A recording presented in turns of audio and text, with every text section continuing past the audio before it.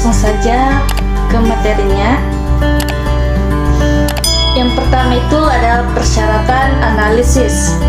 Dalam kegiatan ini meliputi aktivitas termasuk dalam pengumpulan informasi dan data yang diperlukan untuk bahan analisis. Kualitas hasil analisis pembiayaan sangat tergantung pada 3 faktor, yaitu yang pertama ada faktor sumber daya manusia. Analisis pembiayaan yang dilaksanakan oleh account advisor atau AO yang harus memiliki keterampilan yang bersifat teknis maupun pengetahuan yang bersifat teoritis, di samping mempunyai mental yang kuat. Oleh karena itu harus memenuhi syarat-syarat sebagai berikut. Yang pertama itu sudah biasa dengan formulir analisis dan cara menganalisis. Yang kedua, mengetahui spreadsheet program untuk analisis pembiayaan. Yang ketiga, memiliki pengetahuan tentang pengertian yang tepat mengenai prinsip-prinsip pembiayaan. Yang keempat, mengetahui praktik atau kebiasaan dalam perdagangan atau perusahaan. Dan yang kelima, mempunyai wawasan luas dalam bidang keuangan atau permodalan, manajemen, akuntansi, dan ekonomi. Yang kedua ada faktor data analisis. Informasi dan data yang diperlukan harus lengkap dan dapat dipercaya, serta harus akurat. Yang ketiga itu ada teknis analisis. Nah, di mana itu analisis harus dilakukan secara teliti dan mengikuti ketentuan.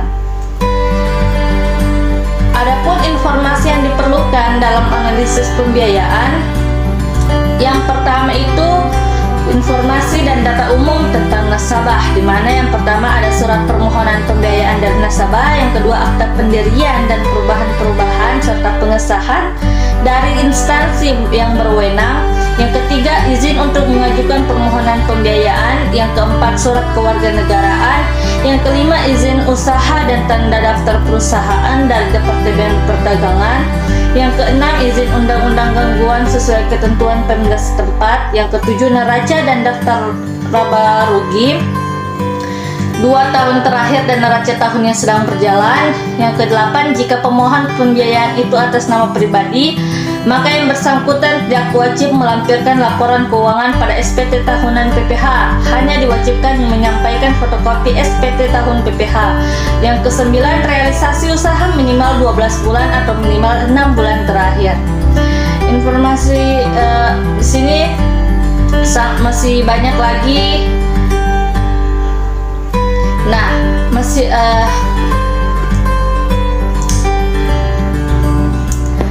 di sini masih banyak lagi informasi data yang diperlukan. Kita langsung saja yang kedua, informasi dan data khusus untuk pembiayaan modal kerja. Yang pertama itu ada pembiayaan ekspor. Fasilitas pembiayaan modal kerja dalam rangka ekspor adalah fasilitas pembiayaan berdasarkan kebutuhan modal kerja eksportir dalam rangka kegiatan ekspor barang maupun jasa dengan menggunakan prinsip syariah. Pembiayaan berdasarkan prinsip syariah adalah penyediaan dana atau tagihan yang dipersamakan dengan itu berdasarkan persetujuan atau kesepakatan para pihak yang mewajibkan pihak yang dibiayai untuk mengembalikan atau tagihan tersebut setelah jangka waktu tertentu dengan imbalan atau margin atau bagi hasil. Yang kedua itu ada pembiayaan perdagangan lokal atau dalam negeri. Nah, di sini bisa dilihat apa saja yang di sini. Yang kedua itu pembiayaan perdagangan lokal atau dalam negeri. Nah, di sini bisa dilihat ada beberapa data yang harus diperlukan. Mungkin bisa dilihat saja. Oke, selanjutnya ada pembiayaan industri. Beberapa data juga sini yang tertera.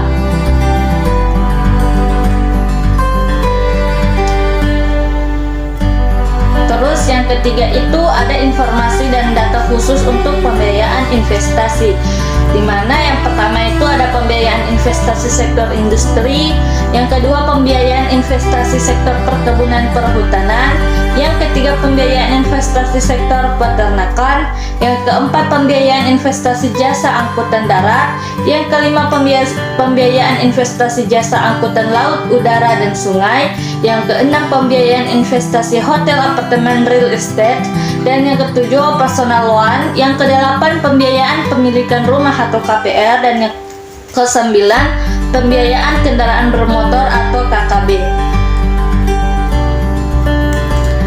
Adapun sumber dan cara memperoleh informasi analisis, yang pertama itu ada sumber informasi.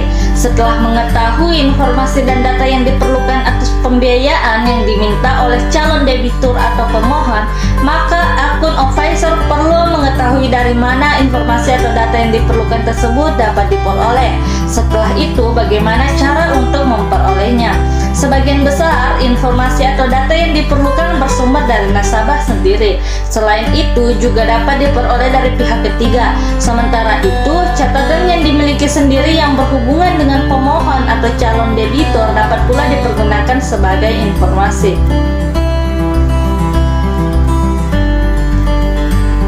Adapun cara memperoleh informasinya, ada dua cara. Yang pertama, interview atau pengisian barang yang disediakan.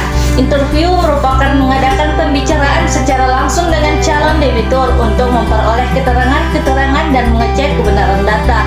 Yang kedua adalah pemeriksaan setempat atau on the spot. Pemeriksaan langsung ke tempat nasabah untuk meneliti secara fisik kebenaran data pemohon pembiayaan atau aktivitas usaha nasabah. Selanjutnya adalah visibilitas.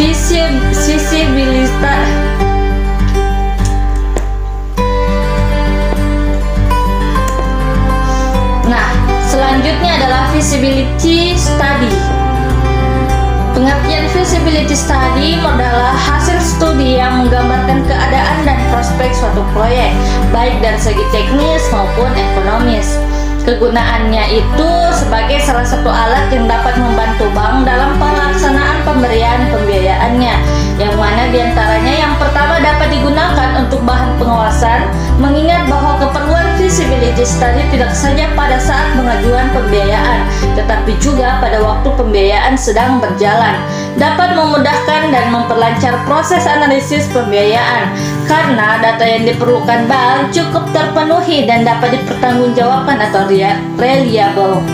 Pembiayaan yang perlu diperhatikan dalam visibility study. Keperluan akan visibility study diatur sebagai berikut. Yang pertama, untuk setiap permohonan pembiayaan investasi dalam jumlah tertentu, di samping nasabah harus menyampaikan project proposal, juga harus menyampaikan visibility study yang disusun atau dibuat oleh konsultan. Yang kedua, visibility study tidak saja diminta pada saat pengajuan pembiayaan baru, tetapi juga untuk pembiayaan yang sedang berjalan sepanjang bank menilai bahwa suatu proyek yang telah mendapat pembiayaan perlu visibility study. Biaya penyusunan atau pembuatan visibility study ditanggung oleh nasabah. Nah, adapun aspek-aspek yang harus dimuat dalam visibility study adalah sebagai berikut. Yang pertama itu aspek yuridis, yakni penelitian ditujukan pada hal-hal yang berhubungan dengan masalah legalitas usaha. Yang kedua ada aspek organisasi atau manajemen.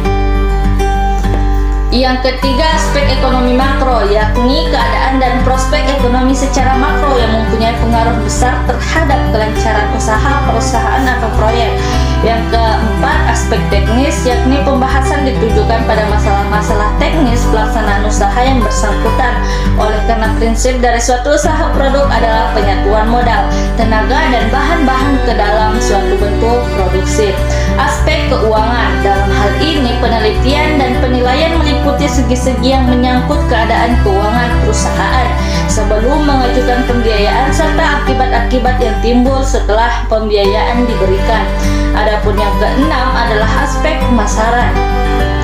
Pembahasan ditujukan pada hal-hal yang berhubungan dengan kegiatan pemasaran dari perusahaan, khususnya atas produksi yang dihasilkan. Aspek yang berikutnya adalah aspek sosial, ya, pembahasan tentang lingkungan sosial usaha yang bersangkutan. Baik, cukup sekian penyampaian materi dari saya, kurang lebihnya mohon dimaafkan. Baik, cukup sekian penyampaian materi dari saya, kurang lebihnya mohon dimaafkan. Saya akhiri, wassalamualaikum warahmatullahi wabarakatuh dan sampai jumpa.